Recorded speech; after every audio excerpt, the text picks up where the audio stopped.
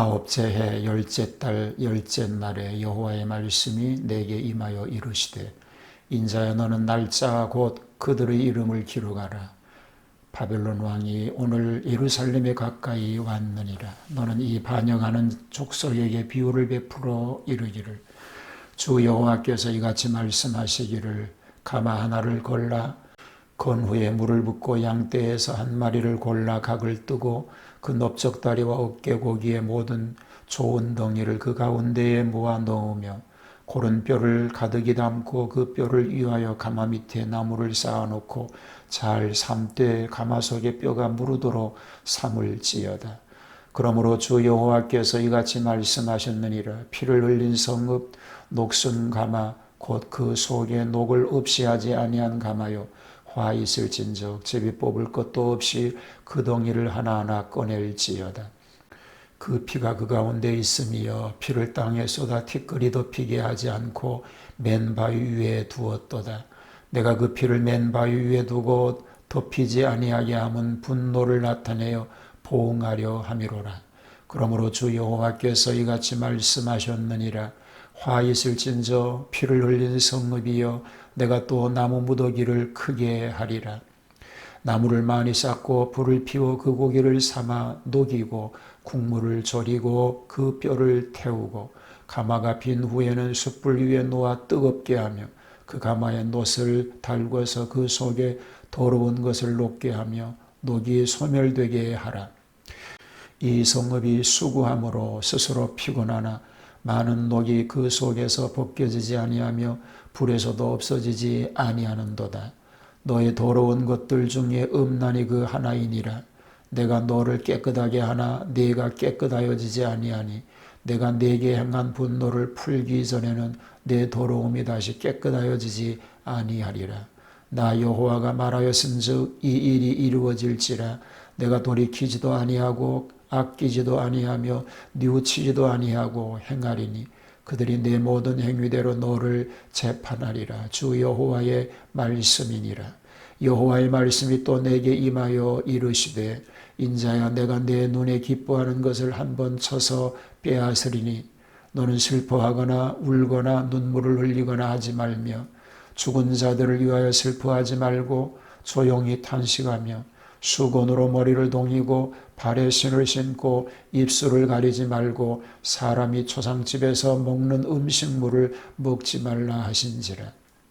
내가 아침에 백성에게 말하였더니 저녁에 내 아내가 죽었으므로 아침에 내가 받은 명령대로 행하매 백성이 내게 이르되 내가 행하는 이 일이 우리와 무슨 상관이 있는지 너는 우리에게 말하지 아니하겠느냐 하므로 내가 그들에게 대답하기를 여호와의 말씀이 내게 임하여 이르시되 너는 이스라엘 족속에게 이르기를 주 여호와의 말씀에 내 성소는 너의 세력의 영광이요 너희 눈의 기쁨이요 너희 마음의 아낌이 되거니와 내가 더럽힐 것이며 너희의 버려둔 자녀를 칼에 엎드러지게 할지라.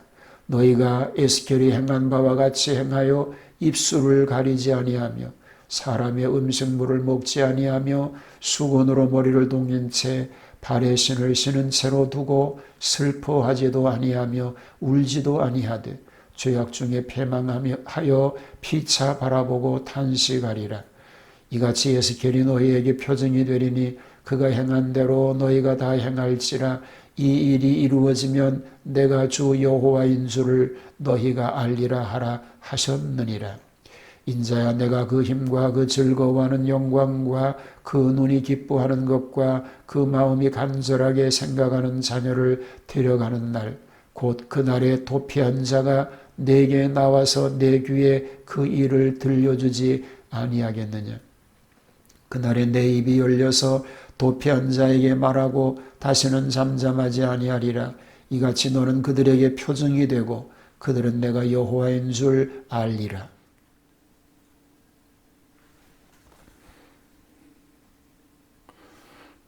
에스겔 24장은 거룩한 성의 최후를 말합니다.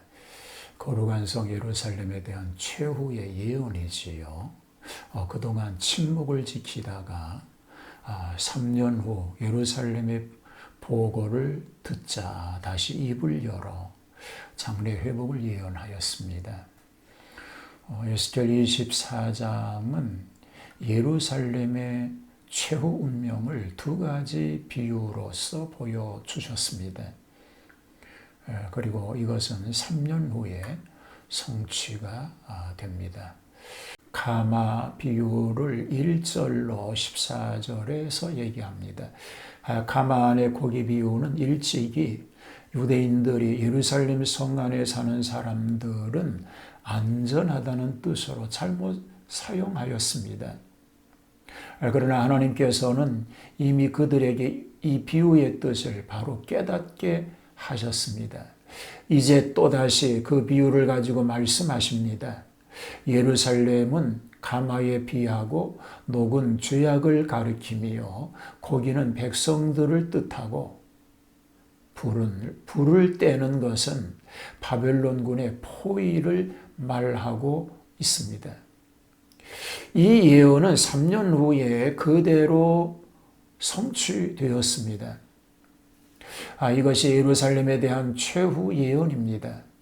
예레미야 선지도 같은 계시를 받았던 일이 있습니다. 녹슨 가마라고 함은 예루살렘의 부패한 죄악상을 표시하고 있는 것입니다. 여기 무르도록 삼을지어다 5절에 이렇게 말하죠. 이것은 전멸을 뜻하고 11절의 빈 가마에도 계속하여 불을 떼는 것은 제1차, 제2차, 제3차 포로를 뜻합니다. 이것은 누차 설명한 바와 같이 예루살렘의 비참한 최후 운명을 묘사합니다. 8절에 죄를 반석 위에 두고 덮지 말라고 한 것은 하나님의 심판은 숨어서 할 것이 아니라 공공연하게 만민이 보는 앞에서 집행하겠다는 뜻입니다. 14절에 나 여호와가 말하였은즉 그 일이 이루어질지라고 말합니다. 이것은 하나님의 말씀의 권위가 어떻게 위대하다는 것을 보여줍니다. 하나님의 말씀은 바로 사실 그 자체와 같습니다. 그리고 계속해서 하반절에 그들이 내 모든 행위대로 너를 재판하리라고 하였으니 곧 열국이 하나님의 사자역으로 유다를 심판하리라고 하는 뜻을 담고 있는 것입니다. 선지자의 처의 죽음의 징조를 15절로 27절은 말합니다. 내 눈에 기뻐하는 것을 한번 쳐서 빼앗으리니 라고 하였습니다. 이것은 예루살렘을 의미하고 또한 에스겔의 아내로 상징되었습니다. 포로 생활 중에서 에스겔의 아내는 그에게 많은 위로가 되었을 것입니다. 그러나 그의 아내가 갑자기 죽었습니다. 에스겔에게 있어서 말할 수 없는 비극입니다. 그러나 하나님께서는 그에게 슬퍼하거나 울거나 눈물을 흘리거나 하지 말라고 금하셨습니다. 그 이유는 그가 죽은 것은 이스라엘에 대한 실물 교훈이 되기 때문이었습니다. 에스겔이 그 아내의 죽은 사건을 둘러싸고 하나님을 순종하여 행한 것처럼 유대인들도 예루살렘 멸망의 환난 가운데서 울지 말아야 할 것을 교훈하심입니다. 곧 그때에는 죽은 자들이 너무 많으니까 누구든지 그 죽은 자들을 하나하나 조사할 여유가 없다는 것입니다. 그뿐만 아니라 그때에는 그들이 하나님 앞에서 회개하는 일이 요긴하고 인정적으로 우는 것은 잘못이기 때문이었습니다. 에스겔의 아내가 죽은 것 같이 하나님의 아내 격인 예루살렘이 심판을 받아 죽었습니다. 그런데 왜 슬퍼하지 말라고 하느냐? 그 죽음이 자연적 죽음이 아니라 엄연히 하나님의 징계를 받아 죽었기 때문인 것입니다. 만일 여기서 그 죽음을 과도히 울고 슬퍼한다면 하나님의 하시는 일에 반항하는 뜻이 되기 때문입니다. 괴로워도 슬퍼도 순종하고 참아야 하는 것입니다. 이제부터 3년 후에는 예루살렘이 예언 그대로 멸망하고 말 것입니다. 이로써 에스겔의 제1기의 예언이 마칩니다. 이것이 서기전 589년의 일인 것입니다. 하나님의 말씀을 이해하기 좋도록 비유적으로 교훈해 주셨습니다. 그러나 마음이 강팍한 하나님의 백성들은 그 말씀을 귀 기울여 듣지도 이해하지도 순종하지도 않았습니다. 오늘 우리는 말씀을 깊이 묵상하는 가운데 그 뜻의 진리를 깨닫고 순종함으로 약속의 복을 받아 누리는 그런 복된 승리자가 되시기를 주님의 이름으로 축복합니다.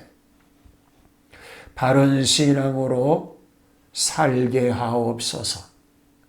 주신 말씀을 묵상하는 가운데 깨닫게 하시고 깨달은 말씀을 순종함으로 약속의 복을 받아 누리는 삶 되게 하옵소서. 예수님 이름으로 기도하옵나이다. 아멘.